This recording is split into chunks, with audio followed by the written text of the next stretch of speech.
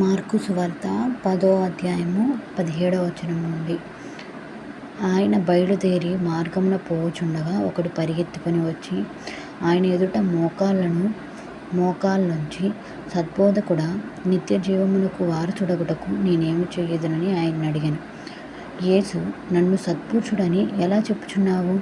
దేవుడొక్కడే గాని మరి ఎవ్వడునూ సత్పురుషుడు కాడు.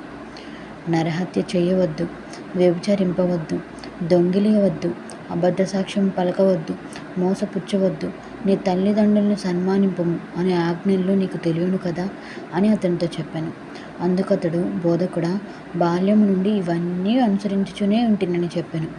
యేసు అతన్ని చూచి అతన్ని ప్రేమించి, నీకు ఒకటి కొదువుగానున్నది. నీవు వెళ్ళి నీకు కలిగినవన్నీ అమ్మి బీదలకిమ్ము, పరలోకమందు నీకు ధనము కలుగును. నీవు వచ్చి నన్ను వెంబడించుమని చెప్పాను. అతడు మిక్కుగల ఆస్తి గలవాడు కనుక ఆ మాటకు ముఖం చిన్నబుచ్చుకొని దుఃఖపడుచు వెళ్ళిపోయాను. అప్పుడు యేసు చుట్టూ చూచి, ఆస్తి గలవారు దేవుని రాజ్యములో ప్రవేశించుట ఎంతో దుర్లభమని తన శిష్యులతో చెప్పాను. ఆయన మాటలకు శిష్యులు విస్మయమొందిరి.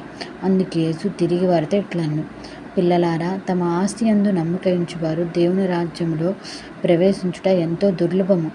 ధనవంతుడు దేవుని రాజ్యంలో ప్రవేశించుట కంటే ఒంటె సూది బెజ్జంలో దూరుట సులభము. అందుకు వారు అత్యధికంగా ఆశ్చర్యపడి, అట్లయితే ఎవడు రక్షణ పొందగలడని ఆయన్ని అడిగిరి.